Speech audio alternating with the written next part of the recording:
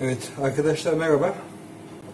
Arkadaşlar hatırlarsınız daha önce sütten kazein proteinini ayırmıştık ve kazeinden ayırdığımız kazein proteinlerinden kazein hidrolizat veyahut da pepton üreteceğimizi, elde edeceğimizi söylemiştik arkadaşlar. Şimdi bunun iki yolu var arkadaşlar. Bir tanesi asit ile hidroliz. Yani protein zincirlerini asit ile hidroliz ederek işte peptitlerini çözüyorsunuz.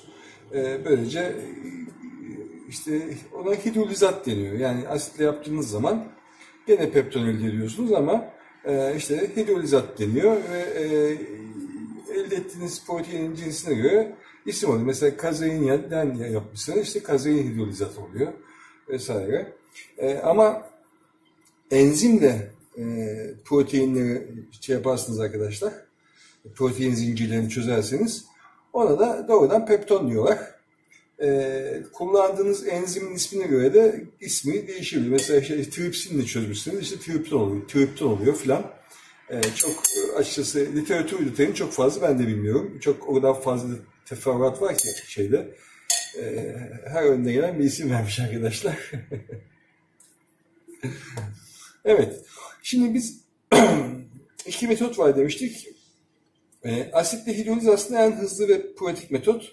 Ama onun için nitrojen gazı yani azot gerekiyor arkadaşlar.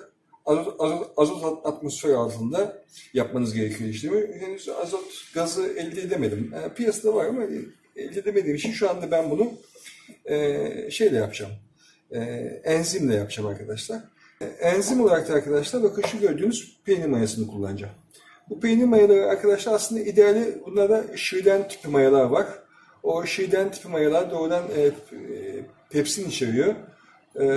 Bunlar mikrobiyal olarak üretilmiş mayalar. Bunlarda da tabii yine pepsin işte enzimi içeriyor ama tabii düşük oranda. O yüzden aslında ideali doğrudan pepsin enzimi kullanmak ama tabii nereden bulacaksınız pepsin enzimini? Doğrudan pepsin olarak almaya kalkarsanız dünyanın parası gidip pepton alın daha iyi. O yüzden biz bu temel basit malzemeler yapmaya çalışıyoruz arkadaşlar bu işlemleri. O yüzden bu gördüğünüz işte peynir mayasını kullanacağım. Şimdi enzim ile çözdüğümüz zaman sonuçta protein zincirde yine parçalanmış olacak ve elimizde pepton kalacak arkadaşlar. Bu elde edeceğimiz pepton bu piyasada satılan doğrudan ticari ürünler kadar saf ve kaliteli bir pepton olmayacak arkadaşlar. Ama yani sonuç olarak elde edeceğimiz pepton içeriyor olacak. Yani işte proteinler çözülmüş olacak bir şekilde. Belki tamamı çözülmeyecek ama sonuç olarak elimizde pepton elde etmiş olacağız. Ve biz de o peptonu çalışmalarımızda kullanabileceğiz. Evet şurada şimdi bakayım bir 150 mililitre saf su var. Bakalım yetecek mi 150 mililitre olmazsa biraz daha ilave ederiz. Evet yeterli gibi gözüküyor. Şimdi elimizdeki kazeini saf suyun içerisinde bir solüsyon haline getiriyorum arkadaşlar. Tabii kazein bunun içinde erimez arkadaşlar. Suyun içinde kazein çözülmez. Ama çözülmesini beklemiyoruz zaten. Şimdi bu tepsinin içindeki pepsin arkadaşlar bu proteinlerin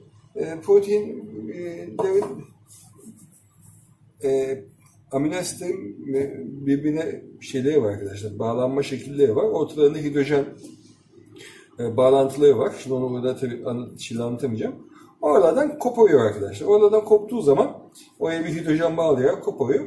Böylece zincirler peptitleri bozuyorsunuz. Küçültüyorsunuz, çözüyorsunuz. Onlardan peptit elde ediyorsunuz. Şimdi bakalım bundan enzimi katalım. O enzimi biraz göz kararı gibi olacak ama olsun ne yapalım. Şimdi yıkayayım.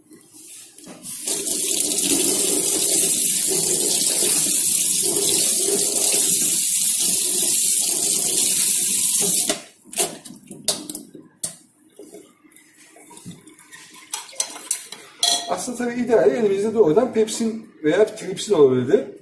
Veya papain olabilir arkadaşlar. Papain işte bu papayadan elde edilen bir enzim. Onu da papayadan elde ediyorlar. Ona da papain diyorlar. O da oldukça etkili bir proteaz. Onlarla yapabildik ama papain de bulamadım. O yüzden şimdi bunu kullanalım. Evet, şimdi 2,5 mililitre koyalım bakalım. Bir tane daha koyalım. Evet, 5 mililitre. 5 mililitre içine enzim koyduk. Bunun sıcaklığı önemli aslında. 35 derece olmasa lazım. Bunun şimdi 35 derece yok bunun sıcaklığı. Neyse. Ortam sıcaklığı kaç?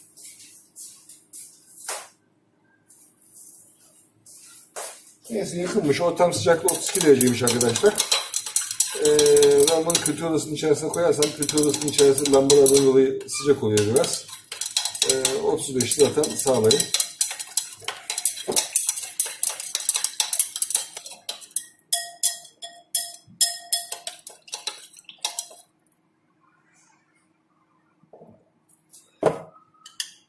Evet, bakın gördüğünüz gibi bir tuhaf, böyle cıvık bir şey haline dönüştü. Tabi bu böyle birden bitmeyecek. Demek ki o yüzden 12 saat beklemek gerekiyor. Şimdi bunu bir kenara alalım. Hatta bunu bir kavanoza dolduralım. Evet, kavanoza koyalım.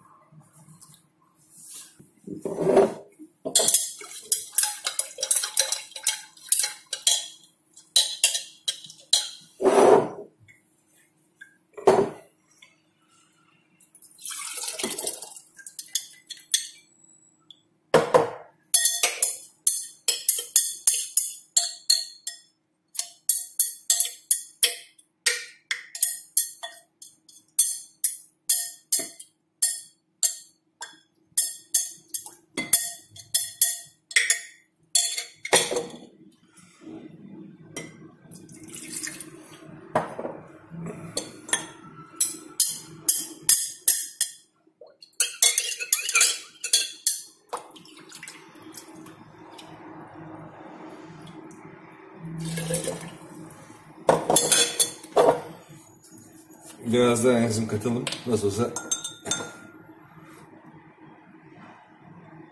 mayamız çok. İşlem biraz daha az olsun.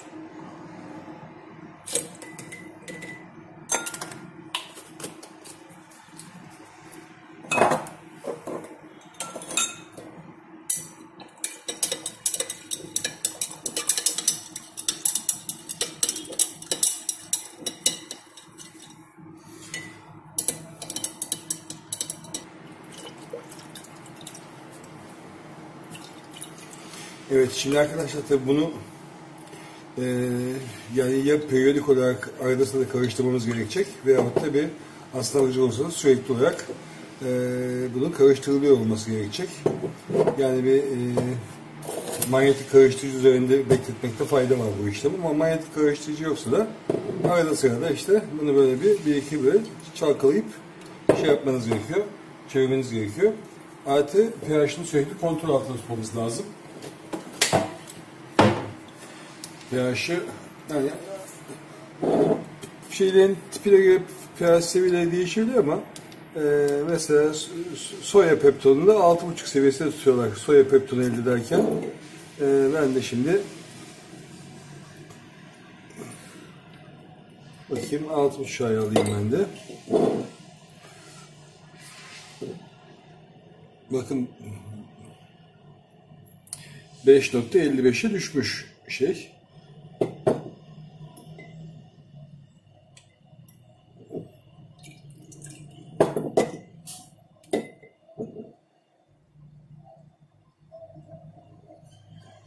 Evet, bunu şey edelim, yükseltelim. Yani pH'ını da sürekli kontrol altında tutmamız lazım.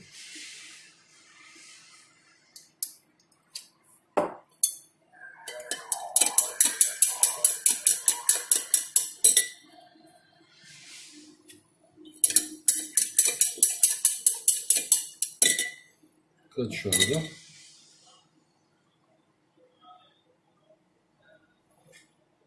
5.51.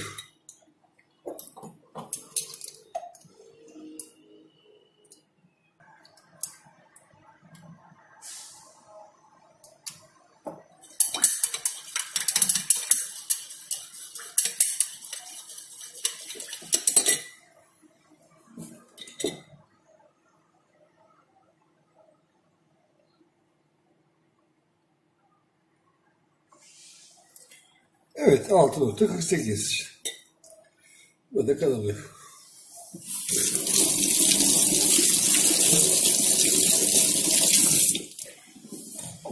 Şimdi bunu şöyle yapacağım. En azından bir süre çalkalayıcıda bırakayım ben. Daha sonra arada sırada çalkalamaya devam ediyorum.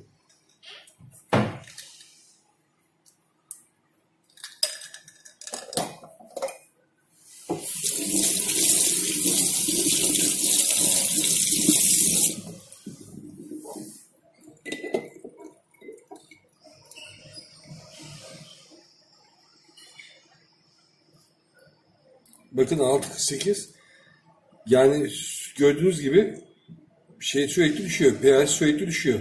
O yüzden işte kontrol etmemiz gerekiyor. Bakın biz demin 6.46 idi ama enzim çalışıyor tabi aşağıda. Bakın 6.34. pH'ı sürekli düşüyor. Biraz sonra bunu ölçelim. Bu daha da düşmüş olacak. O yüzden arada sırada bunun pH'ini kontrol edip tekrar düzenlememiz gerekiyor. Şimdi şunu yapalım.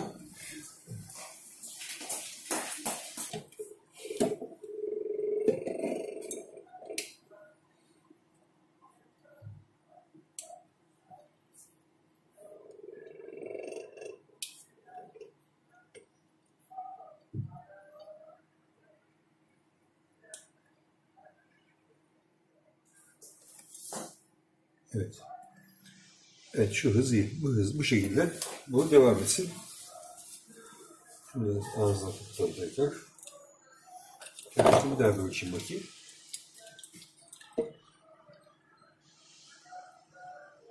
Altı 29, 6 28, 27 gidiyor aşağıya. 6 26.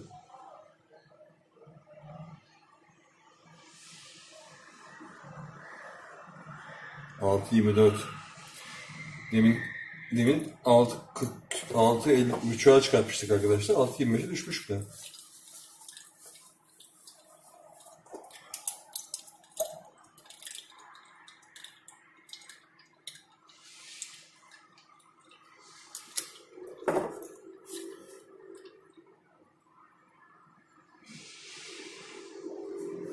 pH'i ayarlamak için sodyum hidroksit çözeltisi 1N sodyum hidroksit çözeltisi kullanıyorum arkadaşlar.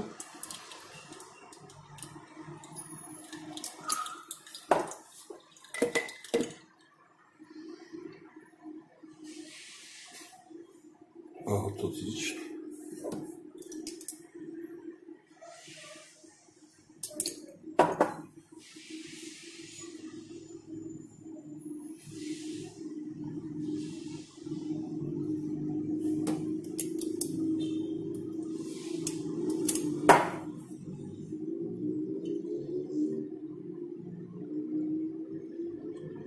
Evet, tekrar 6.45'e yükselttim. Şimdi birazdan bir daha ölçelim bakalım ne olacak.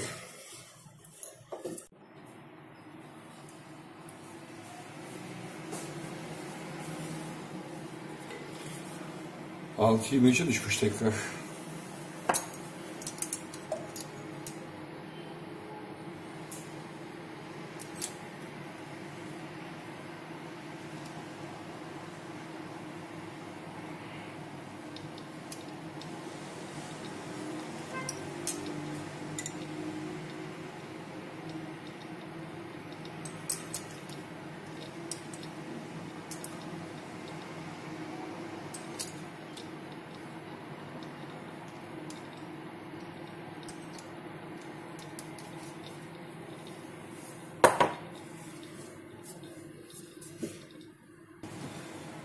Evet arkadaşlar, gördüğünüz gibi pH'ini sürekli yükseltiyoruz ama sürekli aşağı düşüyor. Bu işte içerideki enzimin faaliyette olduğunu gösteriyor. Yani süt gibi oldu tekrar ama süt değil artık bu arkadaşlar. Çünkü biliyorsunuz sütün pH'i bellidir. Aşağı doğru düşmez. Bu sürekli aşağı doğru düşüyor. İçeride bir faaliyet var. Bu faaliyet bittiği zaman işte arkadaşlar peptonlarımıza kavuşacağız.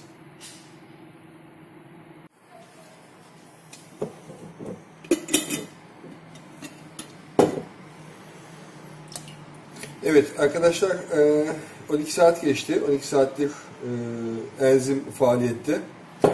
Şimdi bunu şöyle yapalım. Şimdi bunu kaynatarak 90 dereceye kadar 5 dakika kaynatarak daha doğrusu sıcaklığını 90 dereceye getirip 5 dakika o sıcaklıkta bekleterek enzimi faaliyetini durduracağız arkadaşlar. Deaktive edeceğiz. O yüzden ama önce bunu süzelim.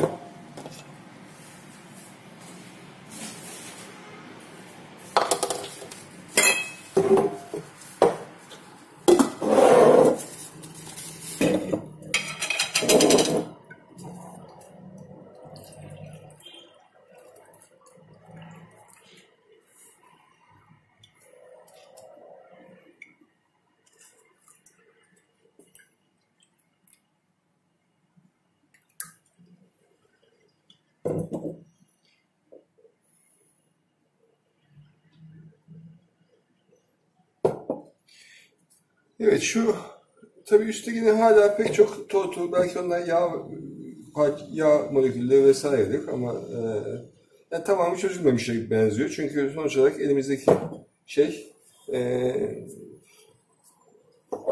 tam bir pepsin enzimi değil arkadaşlar. Pepsin içeren bir peynir mayası elimizdeki. Yani dolayısıyla bütün tamamı çözülmemiş gibi gözüküyor ama fark etmez.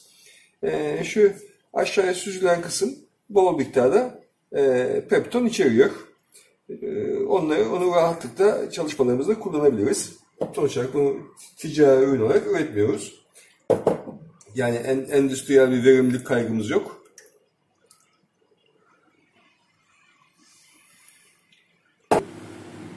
Evet arkadaşlar süzme işlemimiz bitti. Şimdi bunu mikrodalgada veya ocakta bir şey yapacağım. Yani ısıtacağım. Daha doğrusu kaynatacağım bir 5 dakika. Böylece enzim deaktif olacak.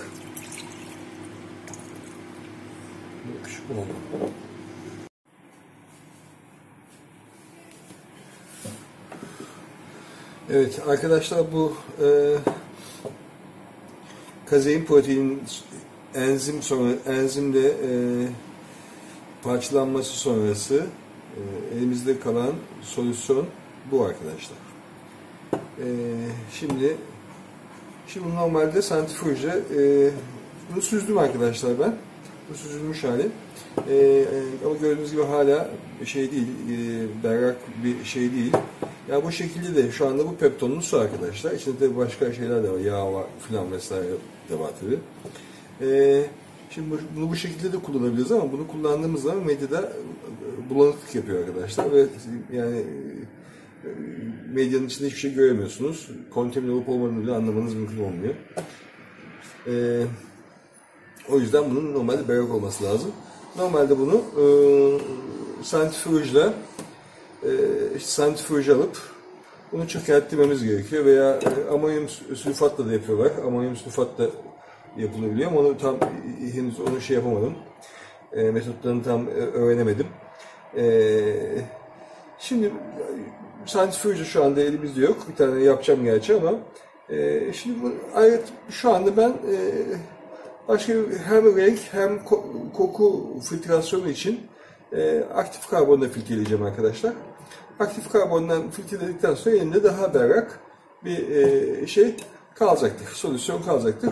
O solüsyon işte pepton içeren solüsyonumuz olacak. Umuyorum ki bundan daha berrak olacak. Hadi bakalım filtreleyelim.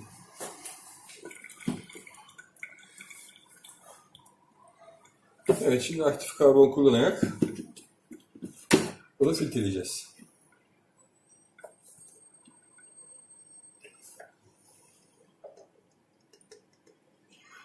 Şimdi şunun filtrenin dibinde bir pasta katmanı kek yapacağım arkadaşlar. Aktif karbondan.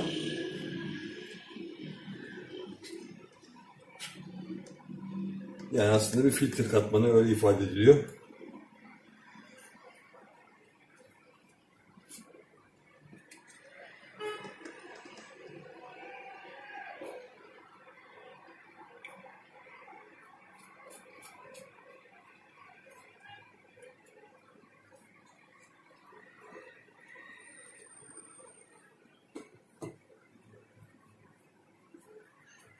Evet.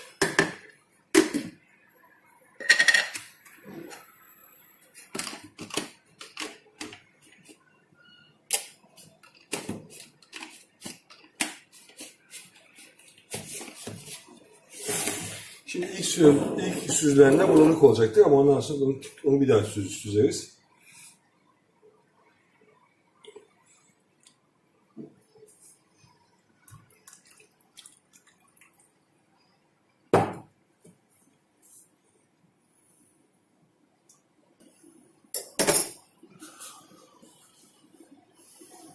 Şimdi gördüğünüz gibi hala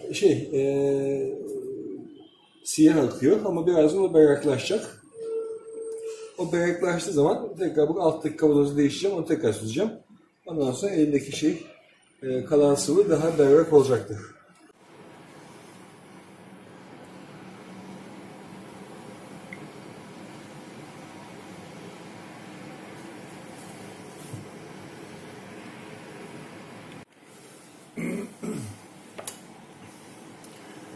Evet, birinci filtreleme tamamlandı arkadaşlar. Şimdi beyaz yerine siyah bir sıvımız var. Ama tabii bu siyahlık bunun içerisindeki aktif karbon partiküllerinden kaynaklanıyor. O şimdi birazdan inşallah bu ikinci filtrasyonda onlardan da kurtulacağız. Ve ısıttım bunu tabii, sıcak filtrasyon yapıyorum. Şimdi ikinci filtremenin sonucunda daha berrak bir solüsyon elde edeceğiz. Belki üçüncüyü de yaparsak, ki bir tanesi yaklaşık 2 saat falan sürüyor filtrelemenin. 2-2,5 saat sürüyor. Üçüncüyü de yaparsak eğer tamamen beyaz, berrak bir solüsyon elde edeceğimizi umuyorum.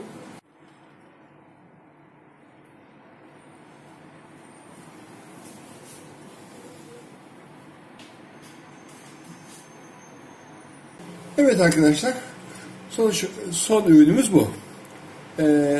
Evet, bu şu anda işte pepton içeren bir solüsyon bu arkadaşlar.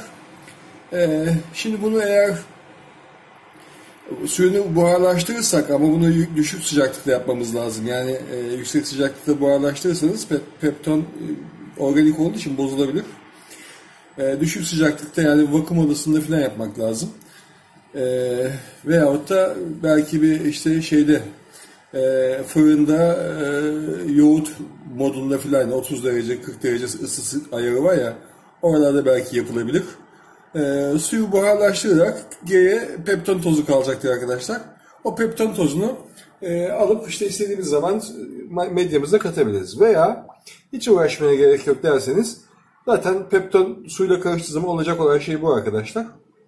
Bunu bu şekilde soğutucuda, buzdolabında saklayabiliriz. Gerektikçe medyamıza bu solüsyondan işte 10 mililitre, 15 mililitre, 20 mililitre, tabii bunun içindeki gramını tam kestirmek mümkün değil maalesef şu anda. Onu tatmak gerekiyor bir şekilde. Normalde 1 litre medyaya 2 gram, 3 gram pepton konuluyor. Ama bunun kaç mililitresi 2 gram pepton içeriyordu, onun açıkçası bilemiyoruz. O yüzden biraz deneme yanılma olacak. Evet. Böylece kazein peptonumuzu da elde etmiş olduk arkadaşlar. Şimdi bu çalışmalar arkadaşlar ben yaparken pek çok kaynaktan faydalanıyorum. Bu kaynaklar hep akademik makaleler. Ama bu makalelerin içerisindeki bazı şeyleri kendim yorumlamak zorunda kalabiliyorum. Çünkü bazılarının elimdeki imkanlar yeterli olmuyor. Dolayısıyla Bazı tekniklerimde bazı tam uygunluklar olmayabilir. Ama sonuç olarak arkadaşlar biz amatörüz. Elimizden gelenin en iyisini yapmaya çalışıyoruz. Evet arkadaşlar, videolarımızı beğeniyorsanız kanalımıza abone olmayı unutmayın. Hatta bildirimleri açarak yeni videolarımızdan ve duyurularımızdan haberdar olabilirsiniz. Bu ayrıca bizi de desteklemeniz manasına gelir. Şimdilik bu kadar. Kendinize iyi bakın. Bunlar daha olan olsun. Bunların birkaç saat daha işlemi var. Ama sonuç olarak bunu elde edeceğiz. Evet. Kendinize iyi bakın. Sonraki videolarda görüşmek üzere. Hoşça kalın.